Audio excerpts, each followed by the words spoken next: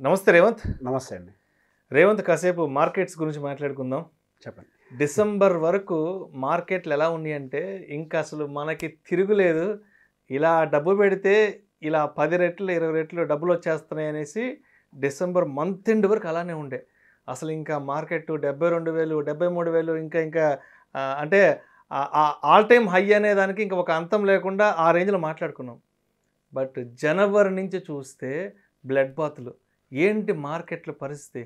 ఇలానే ఉంటుందా, ఇంకా అసలు ముందుకెళ్ళే ఛాన్స్ ఉందా అంటూ కూడా జస్ట్ ఒక వారం 10 రోజుల్లో మొత్తం తలకిందులు అయిపోయింది. అంటే డిసెంబర్ మంత్ ఎండ్ వరకు కూడా ఆల్ టైమ్ హైలు, దలాల్ స్ట్రీట్ మొత్తం సందడిగా ఉండింది. జనవరి మొదలు అసలు మొత్తం కొలాప్స్. సో ఇంకో వైపు చూస్తే ఏమో అంటే ఇంటర్నేషనల్గా ఉన్నటువంటి కొన్ని ప్యానిక్ సిచ్యువేషన్స్, ఫియర్స్ అంతా కూడా సబ్సైడ్ అయిపోయినాయి అంటూ రకరకాల అపోహలు, సందేహాలు మార్కెట్ని మొత్తం చుట్టుముడుతున్నాయి. అండ్ నెక్స్ట్ ఎలక్షన్ ఫియర్ కూడా స్టార్ట్ అవబోతుంది. మేబీ రేపు బడ్జెట్ అనౌన్స్మెంట్ తర్వాత ఎలక్షన్కి సంబంధించిన కంప్లీట్ ప్రాసెస్ అంతా కూడా స్టార్ట్ అయిపోతుంది. ఏంటి మార్కెట్ని ఎలా చూడాలి అంటారు ఇంకొక వారం 10 రోజుల తర్వాత నుంచి? తాకట్టులో ఉన్న బంగారాన్ని విడిపించి ఆ రోజు ఆన్లైన్ రేటుకే మేము కొంటాం. Sharma gold company. సార్, ఇప్పుడు అది వారం 10 రోజులు అని కాదు, బేసిక్గా మార్కెట్ని చూసే విధానంలోనే కొంత సమస్య. మీరే చెప్పారు, వెనక్కి తిరిగి చూసుకోవాల్సిన అవసరం లేదు. ఆల్ టైమ్ హైస్ ప్రతిరోజు చేస్ చేసుకుంటూ వెళ్ళిపోతుంది. సో అది అంతం లేదు అన్నట్టుగా ఎక్కడికో వెళ్ళిపోతుంది మార్కెట్. 10 రూపాయలు పెడితే ఇమీడియట్ గా రిటర్న్స్ వస్తాయి. సో బేసిక్ గా ఇదంతా కూడా ఒక short term view. So market అనేది ఎప్పుడు కూడా ఒక షార్ట్ టర్మ్ వ్యూ మీద వర్కౌట్ అవ్వదు. న్యూస్ బేస్డ్ ఇవన్నీ కూడా న్యూస్ బేస్డ్ రియాక్షన్స్. కరెక్ట్ గా చెప్పాలి అని అంటే మనకి ఈ అక్టోబర్ నుంచి నవంబర్ నుంచి జరిగిందంతా కూడా న్యూస్ బేస్డ్ రియాక్షనే. మనకి వడ్డీ రేట్లు ఫెడ్ తగ్గిస్తుంది అని ఒక న్యూస్, దాంతో పాటుగా మనకి 5 స్టేట్ ఎలక్షన్స్ సెంట్రల్ గవర్నమెంట్ కి ఫేవరబుల్, 3 స్టేట్స్ రావడం, ఇదంతా జస్ట్ న్యూస్ బేస్డ్ హడావిడి. సో అదే టైంలో మనకి సంబంధించి ఇవన్నీ ఉండటంతో అప్పటికే మార్కెట్ చాలా డిప్ అయి ఉండిపోవటము. సో బేసిక్ గా రికవరీ అనేది కూడా బై డిఫాల్ట్ గా ఆ టైంలో రావటము. ఇదంతా కూడా ఒక short term reaction news based గా. సో మార్కెట్ అనేది బేసిక్ గా news based, of course news based మీద మనకి up side down side reactions అనేది ఉంటుంది. కానీ మార్కెట్ అనేది ఎప్పుడు కూడా మ్యాక్రో లెవెల్లో చూడాలి. సో మ్యాక్రో ఎకనామిక్ లెవెల్లో మార్కెట్స్ ఏ రేంజ్ వరకు పైకి వెళ్ళడానికి అవకాశం ఉంది.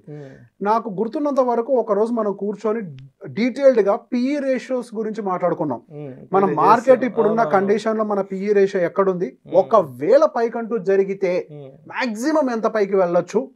సో మనం అదంతా కూడా ఏంటంటే మ్యాక్రో లెవెల్. సో బేసిక్ గా మనకి ఎంత ఎక్స్పాన్షన్ కి స్కోప్ ఉంది, అక్కడి నుంచి మళ్ళీ ఎంత కరెక్షన్స్ రావచ్చు, అండ్ మనకు గ్లోబల్గా ఉన్నటువంటి ఈ వడ్డీ రేట్లకు సంబంధించినటువంటి న్యూస్లు ఎలా ఉన్నాయి, అండ్ డౌన్ ద లైన్ ఇంకెన్ని సంవత్సరాలు పడుతుంది వడ్డీ రేట్లు తగ్గడానికి. సో ప్రీవియస్గా వడ్డీ రేట్లు అన్నవి 0%, నియర్ టు 0%గా ఉన్నప్పుడు మన మార్కెట్స్ ఎలా రియాక్ట్ అయ్యాయి, సేమ్ ఈ వడ్డీ రేట్లు హైస్లో ఉన్నప్పుడు మన మార్కెట్స్ ఆ టైంలో ప్రీవియస్గా హిస్టరీలో ఎలా రియాక్ట్ అయ్యాయి. సో బేసిక్గా వాటన్నిటిని మ్యాక్రో లెవెల్లో సిచ్యువేషన్స్ అర్థం చేసుకుంటూ మనం కనుక ఇన్వెస్ట్మెంట్ చేస్తేనే ఈ లాంగ్ టర్మ్లో మనం ఇన్వెస్ట్ అన్న వర్డ్కి అర్హులం. ఈ షార్ట్ టర్మ్ రియాక్షన్స్ని చూసుకుంటూ వచ్చిన గెయిన్స్ని చూసి సంబరాలు పడిపోతే మన ఇన్వెస్టర్ అనరు, మన ట్రేడర్ అంటారు. అంటే షార్ట్ టర్మ్లో రియాక్షన్స్ చూసి మనం ఆనందపడుతున్నాము అని అంటే మన పర్స్పెక్టివ్ ఏమి ఒక 5 సంవత్సరాలు 10 సంవత్సరాలు మార్కెట్లో ఉండాలని ఆలోచనతో ఉన్నట్టు కాదు. అది పెద్ద డబ్బులు రాగానే ఇంకా వస్తుంది, ఇంకొంచెం పైకి వెళ్ళాక అమ్మేస్తా, ఇదంతా ట్రేడర్స్ పర్స్పెక్టివ్. సో బేసిక్గా లాంగ్ టర్మ్ పర్స్పెక్టివ్ అనేది ఎప్పుడు కూడా మన మార్కెట్లో మైండ్లో పెట్టుకొని దిగుతూ ఉండాలి. సో మనకి నెక్స్ట్ ఫ్యూ ఇయర్స్లో ఫస్ట్ మనకి ఎలక్షన్కి సంబంధించిన ర్యాలీ మొన్న కొంత ఆల్రెడీ ఫ్యాక్టర్ అయిపోయింది. మళ్ళీ ఏదో ఫ్రెష్ ర్యాలీ పెద్ద ఎత్తున వస్తుంది అనేది మాత్రం మైండ్లో పెట్టుకోవద్దు. మేబీ ఇప్పుడున్న లెవెల్స్ నుంచి నిఫ్టీ ఇంకో 22,000 నుంచి ఇంకో పైన కొంచెం వరకు వెళ్ళొచ్చేమో, నేను కాదని అనట్లేదు. ఎందుకంటే మన all time high almost 22,000 near by, ఒక ప్లస్ ఒక -100 పాయింట్స్ దగ్గర ఎక్కడో ఉంది. సో దాన్ని బ్రేక్ చేయడం పెద్ద సమస్య ఏం కాదు, దాన్ని పెద్ద ర్యాలీలా కన్సిడర్ చేయొద్దు. ఇన్ఫాక్ట్ ఇక్కడ నుంచి ఏదైనా గనక పైకి అప్ సైడ్ మూవ్మెంట్ వస్తే అదొక రివర్సల్ గా మాత్రమే నేను చూస్తాను, ఒక bounce back to it's original level ఎక్కడి నుంచి అయితే రిజెక్ట్ అయిందో. సో అక్కడికి వెళ్ళిన తర్వాత సహజంగానే ఇప్పుడు ఒక 4-5%, ఇంకో 3 to 4% పడ్డది కదా, ఇంకో 3 to 4% అప్ సైడ్ స్కోప్ ఉంటుంది వెళ్ళడానికి. దాన్ని ర్యాలీ కింద చూడటానికి అయితే అవకాశం లేదు. ఈ 3 to 4% కవరేజ్ అయ్యే లోపలే 99% మనకి ఎలక్షన్స్ కి సంబంధించిన ఫియర్ కూడా అయిపోతుంది. అంటే ఎలక్షన్స్ కి సంబంధించి దానికి సంబంధించిన ర్యాలీలన్నీ ఎండ్ అయిపోతాయి. నెక్స్ట్ ఓకే ఎలక్షన్ జరిగిపోతుంది. ఇప్పటి వరకు ఉన్న ఊపు ఎలక్షన్స్ తర్వాత మార్కెట్లో ఉంటుందా అని అంటే నా పర్స్పెక్టివ్లో ఆ యాక్సలరేషన్ ఉంటుంది. బేసిక్గా ఎలక్షన్ అనేది ఒక sentiment, it is a sentiment driven. So sentiment driven ఎంతకాలం ఉంటుంది? సెంటిమెంట్ డ్రివెన్ అది ఆ సెంటిమెంట్ ఉన్నన్ని రోజులే ఉంటుంది. ఆ సెంటిమెంట్ అయిపోయిన తర్వాత దాని వాస్తవ పరిస్థితులకు అది వచ్చేయాలి. సో ఆ తర్వాత అంతా కూడా మార్కెట్ని డ్రైవ్ చేయాల్సింది ఏంటి అని అంటే real economic conditions. So real economic conditions ఇంతకు ముందు అంటే మన మార్కెట్ని బూస్ట్ చేయడానికి సహజంగానే ఫైనాన్స్ అప్పుడు చేసేటప్పుడు ప్రతి ప్రభుత్వం కొంత, ఈ గవర్నమెంటే కాదు, యుఎస్ గవర్నమెంటే ఏ గవర్నమెంట్ అయినా కానీ వాళ్ళకు ఉన్నటువంటి బడ్జెట్ లోటుపాటుని చెక్ చేసుకొని కొంత అప్పులు చేస్తూ ఉంటుంది. సో ఇప్పుడున్నటువంటి హై ఇంట్రెస్ట్ రేట్ కండిషన్స్లో ఇంతకు ముందులాగా అప్పులు చేయడం సాధ్యం కాదు అనేది ఒక మాట కూడా మార్కెట్లో ఎక్కువ కనిపిస్తుంది. దానికి గల కారణం ఏంటి అని అంటే ఇంతకు ముందు మనకి 2020 కోవిడ్ ఆ టైంలో ఆల్మోస్ట్ చాలా తగ్గిపోయిన వడ్డీ రేట్లు. మనకి రీసెంట్గా 2022 స్టార్టింగ్ నుంచి విపరీతంగా వడ్డీ రేట్లు పెరిగాయి. ఈ 22, 23 మేబీ 24 కొంతవరకు కూడా ఆ వడ్డీ రేట్లని ఎఫోర్డ్ చేస్తూ తీసుకోగలుగుతారు. కానీ ఆ బర్డెన్ అనేది అలా అని ఎక్కువ సంవత్సరాలు కొనసాగించడం సాధ్యం కాదు ఏ ప్రభుత్వానికి కూడా. Because government is not a profitable organisations. తీసుకున్న అప్పులకి వెంటనే తీర్చేయడానికి అది అనేది ఒక వాలంటరీ సర్వీస్ ఆర్గనైజేషన్ ఒక రకంగా చెప్పాలంటే. సో బేసిక్గా అప్పులను ఎక్కడి నుంచి అయితే తీసుకుంటుందో ఆ బ్యాంకులకి వాళ్ళు తిరిగి దానికి సంబంధించిన వడ్డీని చెల్లుబాటు చేయాలి. ఇప్పుడు ప్రభుత్వానికి ఏమన్నా అదనంగా ఆదాయం బయట నుంచి వచ్చే అవకాశాలు ఉంటాయా? లేదు. ఏదో ట్యాక్స్ రూపంలో వచ్చేటువంటియో లేకపోతే ఆ టోల్ నుంచి వచ్చాయో వాటి నుంచి వచ్చేటువంటి ఆదాయాలు తప్పించి పెద్దగా అదనంగా ఏమీ లేవు. సో బర్డెన్ అనేది ఎక్కువగా బిల్డ్ అవుతూ వెళ్ళిపోతే వాళ్ళు దాని ఇంట్రెస్ట్ అండ్ అసలు పే చేయడం అనేది చాలా సమస్యగా మారుతుంది. సో దాన్ని దృష్టిలో పెట్టుకొని వాళ్ళు లోన్లు తీసుకోవడం అనేది కూడా తగ్గించడం మొదలు పెడతారు. సో దాని ఇంపాక్ట్ గోయింగ్ ఫర్దర్ ఇన్ఫ్రాస్ట్రక్చర్ మీద కొంత పడటానికి కూడా అవకాశం ఉంది. సో మనకి డెవలప్మెంట్ అనేది ఈ సెక్టార్ అలోకేషన్స్ అనేవి కూడా గోయింగ్ ఫర్దర్ కొంత తగ్గడానికి కొన్ని అవకాశాలు అయితే క్లియర్ గా కనిపిస్తున్నాయి. అది జస్ట్ ఇండియా అని చెప్పట్లేదండి, ప్రపంచవ్యాప్తంగా ఇదే పరిస్థితి ఉండడానికి అవకాశం ఉంది. మళ్ళీ ఎందుకు వడ్డీ రేట్లు తగ్గిస్తున్నారు కదా అని ఒక ఆర్గ్యుమెంట్ కూడా రావచ్చు. వడ్డీ రేట్లు ఇంతకు ముందులాగా 0% వెళ్ళడానికి ఎటువంటి అవకాశాలు లేవు అని చెప్పి మనకి యుఎస్ ఫెడ్ కూడా చెప్తోంది. సో బేసిక్ ఇంతకు ముందు 0%కి వెళ్ళినప్పుడు మీరు గమనిస్తే మనకి 2008 తర్వాత నుంచి మార్కెట్స్ హ్యూజ్ బుల్ రన్ చూసాయి. ఆ హ్యూజ్ బుల్ రన్ టైంలో మొత్తం కూడా 0% ఇంట్రెస్ట్ దగ్గర ఉన్నాయి వడ్డీ రేట్లు. సో ఆ టైంలో ఏం జరుగుతుంది? మీరు 10 రూపాయలు తీసుకొని అప్పు తీసుకొని బిజినెస్ చేస్తే దాని మీద రూపాయి వచ్చినా మీకు లాభమే. ఆ 10 రూపాయలు మీ కాదు బ్యాంక్ కూడా ఇచ్చినాయి, మీరు తిరిగి వాళ్ళకి ఏం కడతారు? 10 కడతారు. కానీ ఇప్పుడు ఏం జరుగుతుంది? మీరు ఆ 10కి పైన ఒక 6% ఇంట్రెస్ట్ వేసి తీసుకుంటున్నారు. సో బేసిక్గా మీ మార్జిన్స్ కూడా ఎఫెక్ట్ అవుతున్నాయి. అటు కార్పొరేట్ సెక్టార్కి ప్రాబ్లం ఉంటుంది, అటు గవర్నమెంట్ కూడా వాళ్ళకి సంబంధించినటువంటి ఈ సెక్టర్ ఎలొకేషన్స్ కి కూడా డిఫికల్టీస్ ఫేస్ చేస్తుంటారు. సో అందరూ అనుకుంటూ ఉంటారు ఇంకో రకంగా కన్స్యూమర్ బిహేవియర్ అంటే ఈ కన్స్యూమర్ బేస్డ్ కంపెనీస్ ని డ్రైవ్ చేసేది పబ్లిక్ అని.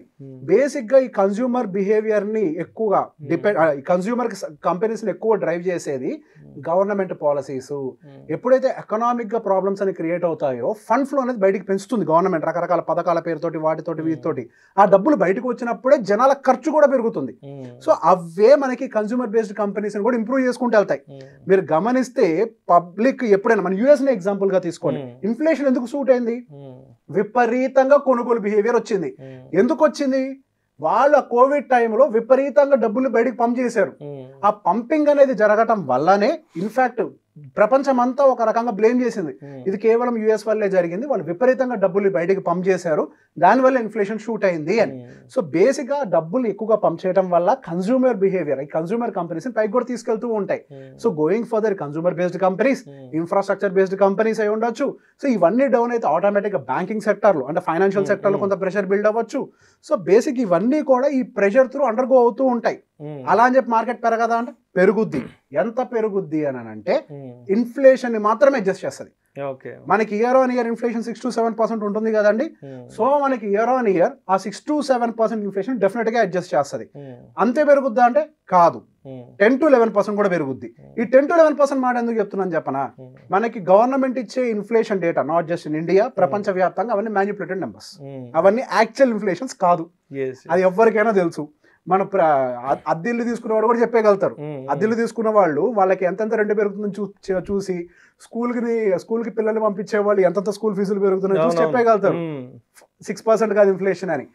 ఆ రెగ్యులర్ 10% గ్రోత్ ఏదైతే ఇన్ఫ్లేషన్ ఉందో అంత మాత్రమే మార్కెట్ పెరుగుద్ది. ఇప్పుడు మీరు కార్ మ్యానుఫ్యాక్చరింగ్ ఇప్పుడు 2 lakhs చేస్తున్నారు, ఇన్ఫ్లేషన్ అడ్జస్ట్ చేసుకొని నెక్స్ట్ ఇయర్ బై డిఫాల్ట్ గా 2,20,000 అవుతుంది.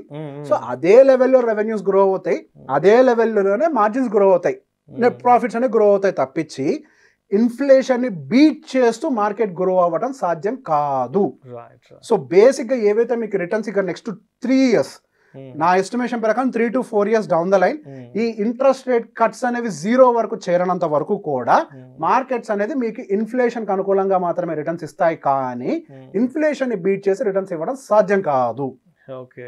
సో డౌన్ ద లైన్ మనకి ఎక్స్పెక్టెడ్ రిటర్న్స్ వచ్చేసరికి 10 to 11% in next 3 to 4 years. నా దృష్టిలో అవి absolutely 0 because of real gains కాదు, just inflation adjusted. So market పైకి వెళ్ళిపోతుందని సంబరాలు చేసుకోవటం కాదు, అది నిజంగానే మీకు పెరుగుతున్న ఖర్చులకు ఈక్వలెంట్ గా సంపదని క్రియేట్ చేస్తుందో లేదో ఆలోచించండి. సో దానికి అనుకూలంగా మీ పెట్టుబడులని జస్ట్ స్టాక్ మార్కెట్ లోనే కాకుండా అటు ఏదైనా డిప్ దొరికినప్పుడు గోల్డ్ లో సిల్వర్ బాగా రైజ్ కాబోతుంది అనే ప్రిడిక్షన్ చాలా ఎక్కువగా ఉంది. And real estate is really growing at 15%. And particular గా ఈ మెట్రోపాలిటన్ సిటీస్ మీద చాలా ఎక్కువగా ఫోకస్ ఉంది. సో బేసిక్ ఇప్పుడు డైవర్సిఫికేషన్ చాలా అవసరం. మొన్నటి వరకు డబ్బులు పెట్టండి స్టాక్ మార్కెట్ లో ఉన్నారు. ఇప్పుడు నేను కూడా చెప్పాను ఇంతకు ముందు, ఇప్పుడు నేనే చెప్తున్నాను, diversification is really required among all the assets, not just in the stock market.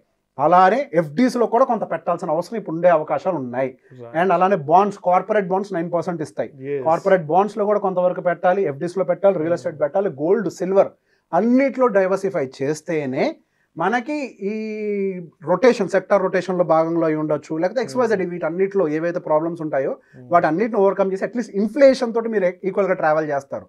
మొండిగా అలా పెడితే మాత్రం మీరు ఇన్ఫ్లేషన్ కూడా బీట్ చేయలేరు. So longer term time frame లో 3-4 సంవత్సరాలు you don't expect that you will beat the inflation. అది. Thank you so much Revanth. Thank you అండి.